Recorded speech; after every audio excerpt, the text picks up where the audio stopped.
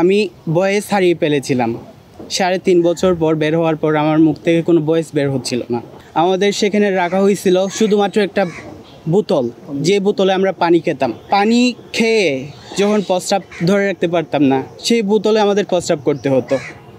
আবার সেই প্রস্রাব ফেলে দিয়ে সেই বোতলে আবার পানি খাইতাম।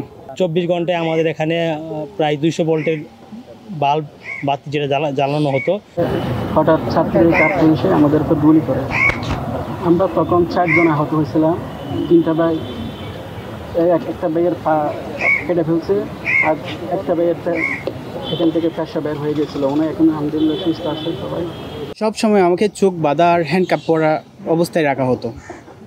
আমাকে নিয়ে আসা হয় এখানে হেডকোয়ার্টারের আশেপাশে কোনো একটি স্থানে, যে স্থানে আমি সব সময় শুনতে পেতাম বিমান ল্যান্ড করা আর ওঠার শব্দটা। এখানে আমাকে এমনভাবে রাখা হয়েছিল, চোখ বাঁধা, তারপর 24 ঘন্টা হাত বাঁধা, আর ভিতরে যে নির্মম নির্যাতনটা চালানো হতো। প্রস্রাব করতে দিত না ঠিকমতো, খাবারের টাইম দিত না, কথা বলার কোনো সুযোগ ছিল না। আমি বয়েস হারিয়ে ফেলেছিলাম।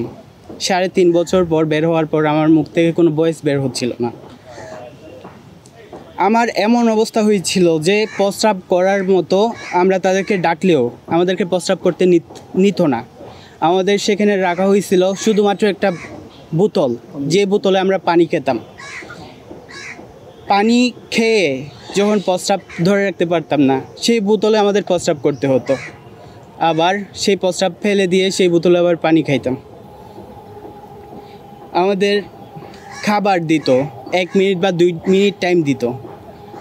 এর ভিতর যদি খাবার খেতে না পারতাম তাহলে মারধর করতো, আবার খাবারগুলো নিয়ে যেত। আর সেখানে সবচেয়ে ভালো ব্যবহার ছিল শালার পুত, সুন্দর ব্যবহার এটা।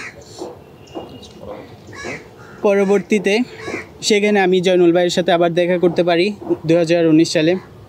যদিও চোখ বাঁধা আর হাত বাঁধা থাকতো, কিন্তু কোনো একটা সুযোগ পাইছিলাম যে গোপনে তাকে আমার সামনে রাখা হয়েছিল কোনো একটা ছেলে। এরপর আমি 2020 সালে আমাকে ময়মনসিংহ র্যাব 15-তে ট্রান্সফার করা হয়। জয়নুল ভাইয়ের সাথে আর কোনো দেখা হয়নি 2019-এর পর থেকে। আমাকে তারপর একটি মিথ্যা মামলা সাজিয়ে ময়মনসিংহ ফুলবাড়িয়া থানায় মামলা দেওয়া হয়। অনেকবার পিটিশন করার পরও তৎকালীন সময় জামিন মিলেনি। 10 মাস পর জামিন মিলে।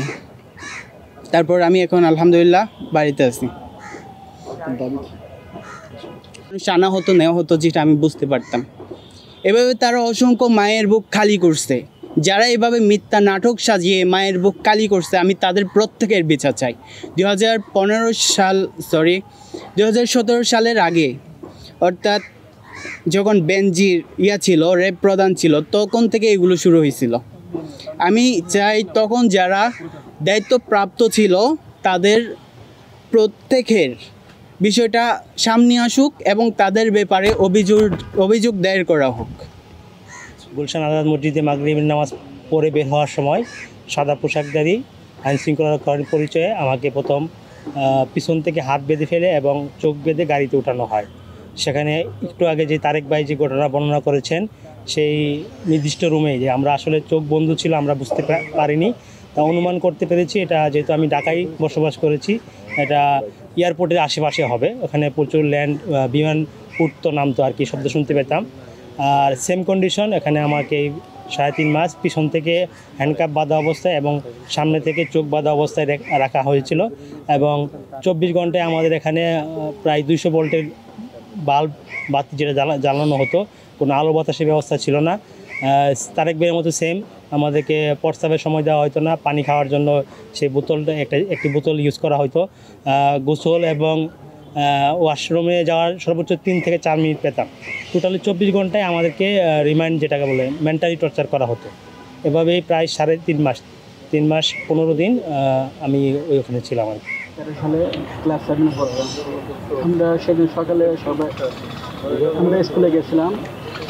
স্কুলে যাওয়ার পরে আমরা প্রায় 2টা ক্লাস করছি। ক্লাস করার পরে হঠাৎ ছাত্রলীগ পুলিশ যেয়ে আমাদেরকে বন্ধ করে দেয়। বন্ধ করে দেওয়ার পর আমরা বাড়ি চলে আসছি। আসার পরে আমরা আবার মিছিলে গেছি। মিছিলে যাওয়ার কারণে আমরা প্রায় আধা ঘন্টার মতো মিছিল করছিলাম। মিছিল করার পরে হঠাৎ ছাত্রীদের কাছে এসে আমাদের উপর গুলি করে। আমরা তখন 4 জন আহত হয়েছিলাম। 3টা ভাই, একটা ভাইয়ের পা কেটে ফেলছে, আর একটা ভাইয়ের এখান থেকে পেশা বের হয়ে গেছিলো। ওনার এখন আলহামদুলিল্লাহ সুস্থ আছে সবাই। আরও 2টা ভাই আছে, ওনারও সুস্থ আছে। এখন আমার হলো স্পাইনাল কর্ড ইনজুরি, আমার বুক থেকে 2 পায়ে এখন অবস্থা। ওই সময় যারা আমাদের উপর অত্যাচার করছিল, আমি তাদের একটা বিচার চাই। তারা যেন এরকম আমাদের মতো অনেক মা বাপের সন্তান হারিয়ে ফেলছে, অনেক ভাইয়েরা মারা গেছে, এবং তাদের দৃষ্টান্তমূলক বিচার চাই। ওই সময়কার মানে যখন আমি বলি তখনকার কিছু মনে নেই আমার।